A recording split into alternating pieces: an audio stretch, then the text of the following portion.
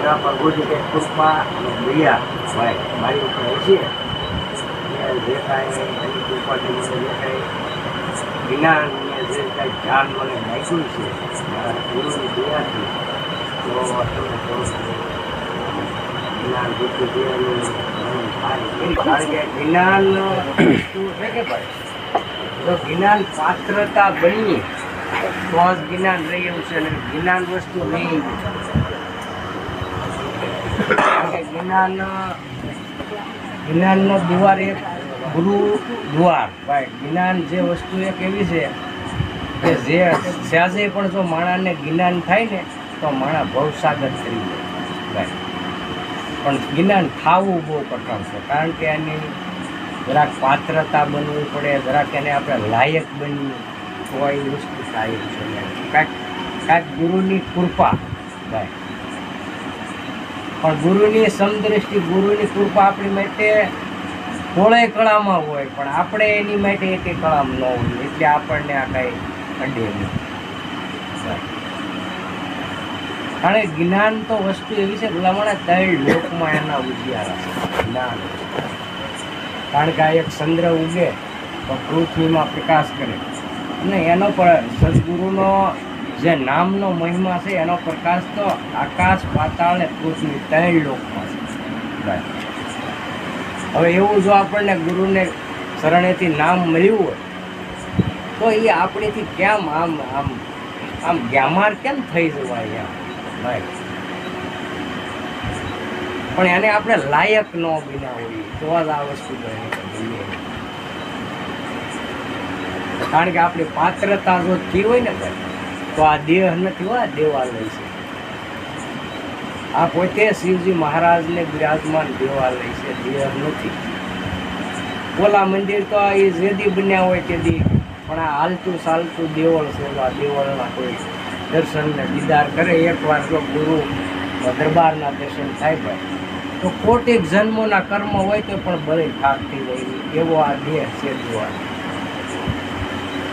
પણ આપણે નથી કોઈ દિવસ કાંઈ ભગવાનને આખી જિંદગી વહી જાય ભગત કહેવાય મંદિરે જાય રામ મંદિરે જાય શિવ મંદિરે જાય આખી જિંદગી વહી જાય તમે એની સેવા પૂજા કર્યા કરો પણ એ કોઈ દિવસ એ કાંઈ બોલે નહીં ભાઈ કે તને બહાર નીકળતા ન ભાળો અંદર જતા ન ભાળો પણ એક જ છે કારણ કે ગામના પંચે બેહાડેલા હોય શિવજી મંદિર હોય તે ભલે રામજી મંદિર હોય તે ભલે પ્રાણ પ્રતિષ્ઠા કોઈ કરેલી હોય કોઈ 5 જણા નિયમિત થયેલા હોય યાર બધી વસ્તુ ગાય મૂત્ર છે અબીલ ગલાલ કંકુ ચોખા બધું ઈ જ લાવેલા હોય બધું જે વિધિ થતી હોય ઈ જ લાવેલા હોય પણ છતાં ઈ ને પ્રાણ પ્રતિષ્ઠા કરી બેહાડે ભાઈ કરોડોનું મંદિર બનાવે છતાંય પથ્થરની મૂર્તિથી એને પૂજા પછી આપણે જ પાછા પગે લાગી કે ભાઈ તું મને કાંઈક હે ઈશ્વર 2 હાથ જોડી પગે લાગી કે હે ઈશ્વર તું મને કાંઈક દે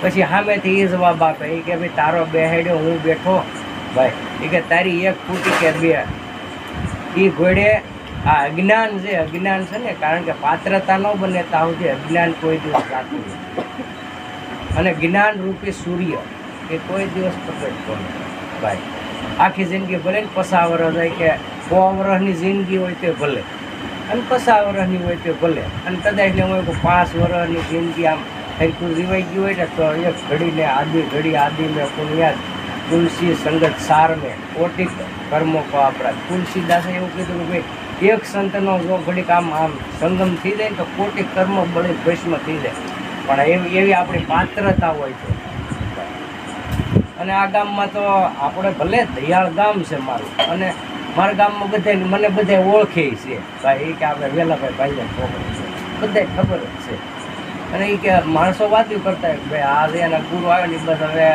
દારૂ મુકાવાના હતા પણ ભલા માણા ક્યાંક જેને ક્યાંક એવી જિજ્ઞાસા છે ને એ સંતોને એ જ પારખીએ કે બીજાને પારખવાની શક્તિ નથી કારણ કે જે કામ ક્રોધ લોભ મોહ મદ અહમમાં જે ઘેરાણેલા છે કારણ કે અહંકાર અને હુંકાર જેને ભયડો નાખીને પડી ગયેલા છે એને કાંઈ દેખાય નહીં ભલે નહીં ગમે એટલા ગુરુ મારા શરણે જઈ આવે તો શું એમાં કાંઈ ફેર ન પડે પણ કારણ કે જેને ધર્મ ધારણ કર્યો અને સત્ય જેવું આમ એને એમ લાગ્યું કે આ સત્યમાં મારે રહેવું ભાઈ, તો એની માટેની આ વસ્તુ છે. અને એને ભલામણ મોક્ષનો દુઆર છે, બધાને નથી ભાઈ.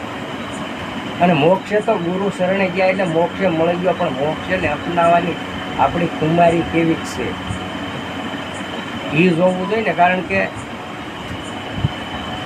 કે મન છે વાંદરા રોકે એના વિષય છે. શું છે ભાઈ? પણ આ સંસાર છે કે એક સંસાર સાગર મહાજળ ભરેલો, સંતો એના મીઠો મેરામણ કરી નહીં તો એને કાંઈક એમ શું કે આ મહાજળ છે એ બરોબર છે ભાઈ.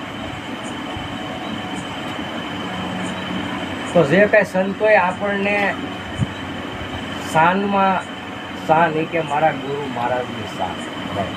પણ ભલે નહીં આપણે ગાંડા ઘેલા ગમે એવા હોય તો ગુરુના ગુણ ગાઈ અને ગુરુના સાનિધ્યમાં રહી તો મારા ભાઈ મોક્ષનો દ્વાર છે. અને ગુરુ છે એ ગુરુ મા પણ છે, ગુરુ પિતા પણ છે, અને ગુરુ મિત્ર પણ છે, ગુરુ સખા પણ છે ભાઈ. અને ગુરુ તો સાક્ષાત પરિબ્રહ્મ છે, કારણ કે સાક્ષાત નારાયણ છે. અને ગુરુ સમજવા એ આ દેહ રૂપી આપણા દેહમાં ખાલી પડે ને અલગ કરીને સમજાય આ વાત. આ તો કારણ કે જે વેધુની વાતો હોય ને, વેધુ હોય એને ખબર પડે. કારણ કે એની જે ગુરુ નામની છે એને વેદના હોય, જેને ગુરુ નામની લો લગ્ન હોય એને ખબર હોય કે આ ગુરુની. કારણ કે દેહની બહાર જ નથી જવાનો, દેહની અંદર જ બધું જે કાંઈ છે એ આ દેહ જેવા લઈને. પણ આપણે એ વસ્તુ કરવી નથી, આપણે બીજું જોઈએ કે ભાઈ એમાં મેળ આવે એવું નથી. કારણ કે જોઈએ એટલે દ્રષ્ટિ છે, આપણે જે દ્રષ્ટિ છે કે એ વિષયો છે ભાઈ. પણ કાંઈક એવી અમૂલક વસ્તુ સદગુરુએ આપણને આ દેહમાં બતાવી, અને ગુરુની કાંઈક કૃપા ભાઈ, અને કાંઈક આપણો પુણ્યનો ખાતું કાંઈક હસીએ તો જે આપણને આ ગુરુએ વસ્તુ બતાવી. ને કરતો ભલામણ આવા કીક ગોઠા ખાઈ રહ્યા છે અને કીક ખાતા આવે છે. કારણ કે ઝાડામાં માળામાં ને થાળામાં ભાઈ ત્રણ ઠેકાણે તો અવતાર ગમે એના મળે જ છે, પણ ટોળામાં તો કેટલાક જન્મનું પુણ્ય ભેગું થાય ને પુણ્ય મળે. ટોળો એટલે માના ટોળામાં એકવાર અવતાર મળે ને એટલે ભલામણા એક નહીં 71 પેઢીનો ઉદ્ધાર કરે એવો અવતાર મળે. અમારી કરે છે ગુરુને સમજીને હાલનારા જે છે એની વાત છે ભાઈ.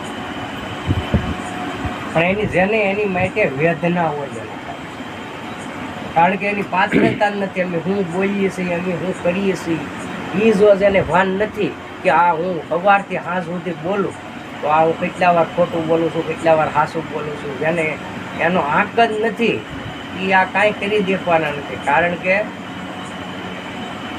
સરવાળો ભાઈ, સરવાળો એટલે સવારથી સાંજ સુધી એનો હાજર સરવાળો કરે, પછી બાદ બાકી આવે, એમાંથી બાદ કરવાનો, બાદ કરી એમાં બાદ કરી તો એ કંઈ સમજાય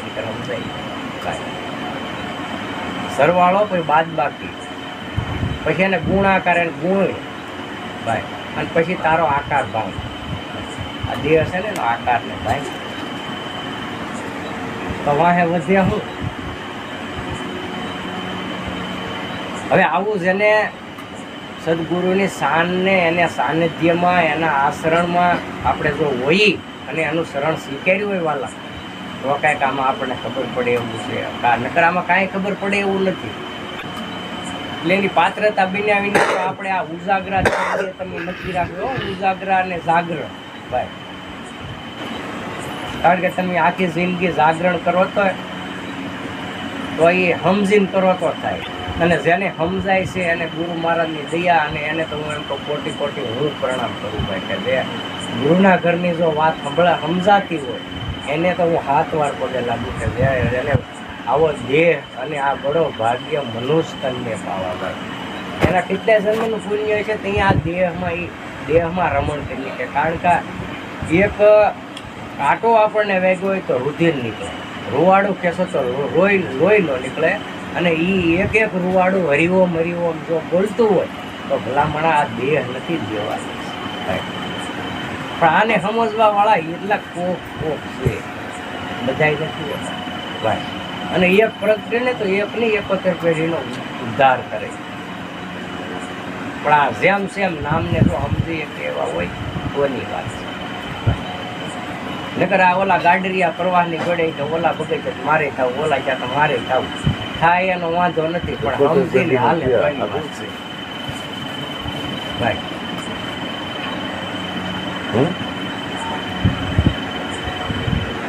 ન સમજે તો એની માટે તો આ અમુક આવરણ રૂપ છે. કારણ કે જે લાયક આપણે ન બન્યું તો આ આવરણ રૂપ જ થાય. કારણ કે તમે વજન કરો એમાં ધ્યાન ન લાગે, જે કાંઈ તમે વાત કરો એમાં કાંઈ મેળ ન હોય, આ બધું આવરણ રૂપ જ થાય. પણ કારણ કે મારા ગુરુને નામે આ બધું હાલી રહ્યું છે અને એ કરે એ જ મારે પ્રમાણ છે, તો બસ એ તો એ નાવડું આકે જ છે સંતાનભાઈ, અને એ નાવડું હાલ્યું છે ને અમે પાર વયું છે. પણ આપણે પોતે કરવું છે તો કાંઈ થાય એવું નથી. તો આ નાવડું ભાંગાવી રહી ભાઈ.